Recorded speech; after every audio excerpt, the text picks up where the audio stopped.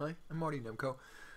It seems like of late, the recent videos I've made with some kind of just practical off-the-cuff musings about various things practical have gotten in a quite nice ratio of thumbs up to thumbs down, so I figured I'd do a couple more. I want to talk about exercise.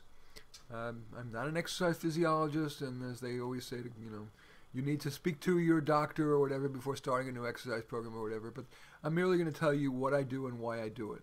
I want to start with a logical issue. I think it's very contra-logical that running your heart at X beats a minute, 60, 70 beats a minute, for 23 hours and 30 minutes a day, and then running it at 3 times that for 30 minutes a day, can long-term being healthy. Of course, when you're young, you can do anything and get away with it.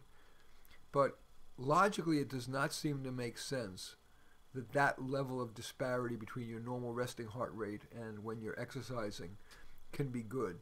And indeed,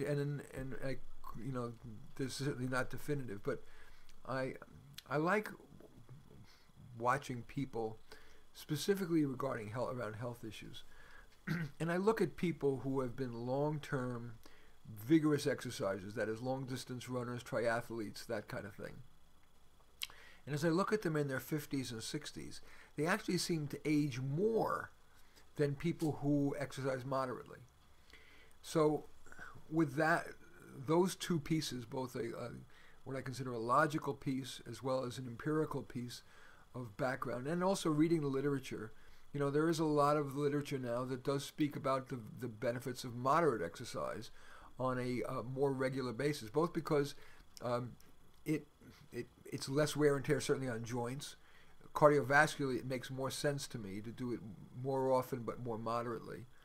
And there just is this there are some who still recommend being as vigorous as possible, but the standard recommendation these days is more like 30 to 45 minutes, 5 or 6 days a week of moderate exercise. And I tend to follow that for all those reasons. So what does that mean? I'm also, as those of you know who follow my work, I work a lot. I love to work. It's not love to work. It's what I feel it's right livelihood for me. And so I will take a vigorous hike with my doggie, normally 6 days a week, some days 7, around this, and it's a ritual for me. And people say, how can you do the same thing every day? But there's this lovely place it's a lake, but it's called the Lafayette Reservoir. It holds water for some city, I guess. It's beautiful, and it's very hilly, and I'm able to do 3 things at once.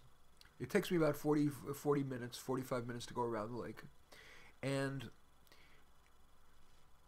it allows my dog to get exercise, and I'm grateful that both he and I still have great exercise capability, and we're aging at the same rate, so far neither of us have had any decline. So that's great. So he gets his exercise, he gets to pee and poop. And, do I have it with me? Yes, I do. I always take with me a memo pad like this, which has a built-in pen so you can't lose it, can't close it unless you put the pen back in. And it is, I'm always, at least for part of the time, thinking about my thorniest problem. For example, I was thinking today, I just finished my going around the reservoir, and thinking about, okay, what could I talk to you about today? And I thought about, okay, today I'm going to do exercise first, I'm going to do parenting. Let's see, it was one other, and so I wrote it down on this thing, parenting and cooking. So I'm able to do 3 things at once.